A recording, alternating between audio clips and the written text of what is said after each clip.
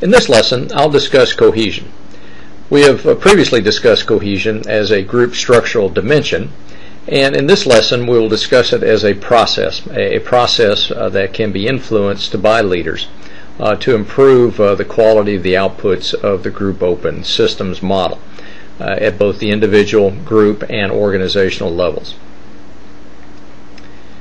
Cohesion is easy to say, but sometimes difficult to define. Here we define it as a commonness of attitude, behavior, and performance. It's a shared perception or shared feeling that the members of the group have about given characteristics of the group. It's been described also as a glue that binds the force or the people together, and that is something that makes us want to remain in a group. And of course that perception is stronger than forces that may try to draw us away from groups. So in total, cohesion is the extent to which the members of the group want to stay with the group and are committed to the group's goals and committed to ensuring that the group survives and is successful. Cohesion can exist on a continuum from low to high, and the common indicators of this level of cohesion will be discussed on the next slide. Group members that are more cohesive have a higher degree of interaction and communication. So again, on the continuum from low to high, the higher the degree of interaction, the higher degree of communication between members, the higher the level of cohesion. The extent to which the group has power and influence over the members' opinions and actions. Again, it can be relatively low or it can be high or somewhere in between. But the higher the cohesion, the greater the influence that members will accept from the group in terms of attitudes, opinions, actions. We adapt to what the group wants, and we soon come to adopt those beliefs as our own. The group will direct greater energy toward group goals and less energy toward group maintenance. If you think back to the lesson in which we discussed group development, where the two primary dimensions of conflict within the group relate to one, interpersonal relationships, two, to the mission or task of the group. So that as the conflict over group maintenance or interpersonal relations decreases, then the level of effort that the members can exert toward the group mission, then it'll produce a higher level of cohesion.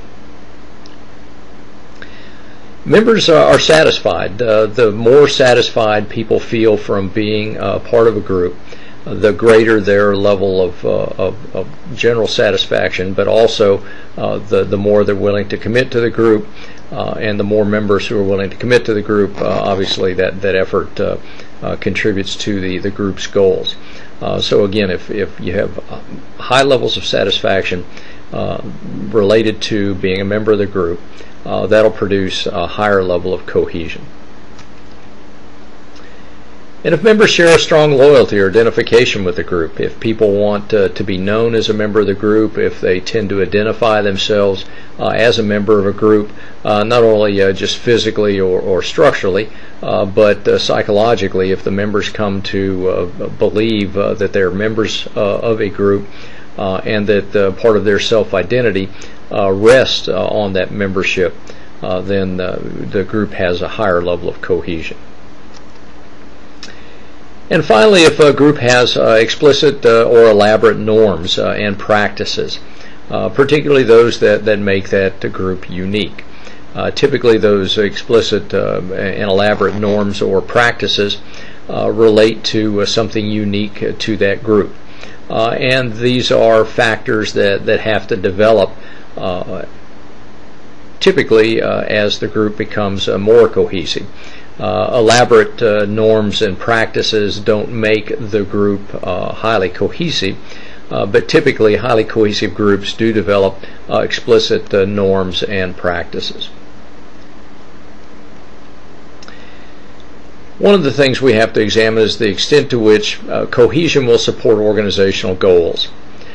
We can have low levels of cohesion, or we can have high levels of cohesion. And part of the function of a group, obviously, is to achieve organizational goals. But again, part of the role of a group is to help individuals achieve goals. Much like we discussed earlier in our lessons, that one of the dilemmas of leadership is how can a leader help narrow the gap between what the individual wants and needs and what the organization wants and needs. And that same principle applies at the group level. To the extent that we can bridge that gap or bring organizational goals and individual goals closer, we can typically increase cohesion. We can have low levels of cohesion when all we focus on is organizational goals. We can have high levels of cohesion when all we focus on is individual goals. And we'll discuss how that can be dysfunctional in our next slide. Cohesion can be both functional and dysfunctional.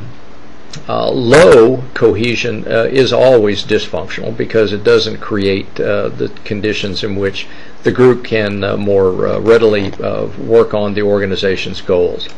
But high levels of cohesion can be either functional or dysfunctional. High levels of cohesion are functional if they support both the individual's and the organization's goals. High levels of cohesion can be dysfunctional if all it supports is the individual's goals. As we've discussed previously in class, many of the most celebrated instances of police corruption and criminality has been carried out by groups that were highly cohesive. When you look at the study of the situation in Ramparts in the Los Angeles Police Department, you'll see indicators there of high levels of cohesion. These groups were highly cohesive, but they were highly dysfunctional. But if you just viewed it strictly from the dispassionate analysis of group cohesion and those indicators, you would see that the cohesion was very high, but clearly it was dysfunctional. One of the dysfunctions of high levels of cohesion is also groupthink. That's where we view a deterioration in mental efficiency, reality testing, and moral judgment. And again, this typically happens in highly cohesive groups. And what we see is kind of an illusion of invulnerability, a feeling of unanimity, and pressure to conform. And again, we have high levels of cohesion here.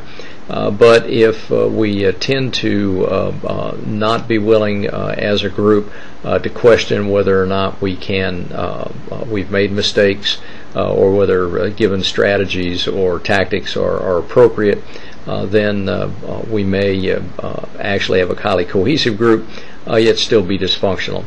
In World War II, George Patton was noted to say about staff work that if everyone's thinking alike, then no one's thinking.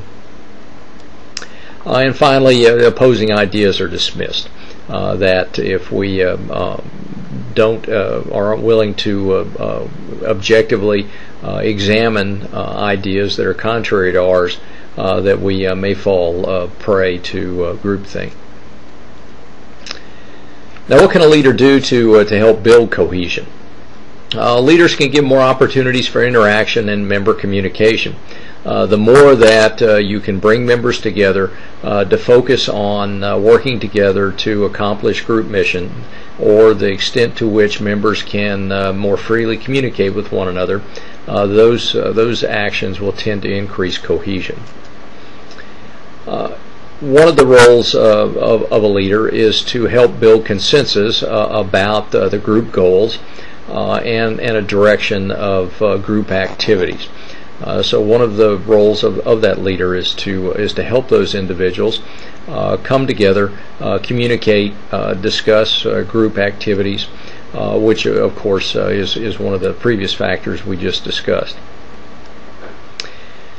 One thing a leader can do is sometimes foster intergroup competition. It's important that leaders be careful with this, but to the extent that it doesn't become dysfunctional, one squad competing with another squad in a given arena might be appropriate. And of course, sports activities or extracurricular sports activities are a means of competition that can help bring a group together. But there can be good levels of competition. But in the next lesson, we'll discuss how competition can become dysfunctional. Invoke personal sacrifice and personal investment towards group endeavors. It's critical that leaders lead by example in this strategy, but demonstrate that they are willing to sacrifice and ask others to sacrifice and recognize that sacrifice. But by doing that, members become more committed to the group. Finally, to the extent that you can engage in opportunities for the group to undertake activities that require extensive teamwork. It's one thing to just work together with one another. It's entirely different to approach a goal, a difficult goal, that requires that people come together and collaborate. The more difficult the goal, typically the more collaboration and cooperation that's required on the part of group members, and the greater that experience is going to contribute to cohesion. And finally, build pride and attractiveness through the group's accomplishment of difficult and challenging missions. Much like we discussed goal setting and individual motivation, the stronger or the more difficult a goal, then typically the greater the level of satisfaction that both individuals and groups will experience for having accomplished that goal. And we want to establish unique norms and symbols that help the group focus on its identity and its organizational goals. These things, and again, one reason why this is listed last, is because it's the sort of strategy that the leader should probably focus on last. And it may even be a strategy that the leader probably doesn't even actively engage in. That group members will typically come up with norms or symbols or elaborate practices that identify the group. And again, they're the last thing to grow out of a highly cohesive group. We can't institute unique norms or symbols at the beginning and expect that to make a group cohesive. The group will become cohesive and then establish its own norms and practices. The outcomes of cohesion are all of the outcomes of the group opus systems model. And in that model, we look at the individual outcomes. The more cohesive the group is, the higher the level of satisfaction that each individual member will experience from being a member of that group. The more motivated they will be, both individually and as a contributing member of the group. And finally, we know that in a cohesive group, members learn more, they learn faster, and therefore both as individuals and as contributing members of the team are able to help accomplish the group's goals more effectively. Finally, the group outcome is that the group performs higher and the group structural dimensions improve, that norms are functional, that status is appropriately awarded, that there are appropriate norms, that the group becomes more cohesive, and so we see the group structural dimensions tend to improve the more cohesive the group is. And then finally, the organization itself, even if it's only in the aggregate, the more groups in an organization that are performing better, the more likely the organization as a whole is to improve its level of performance.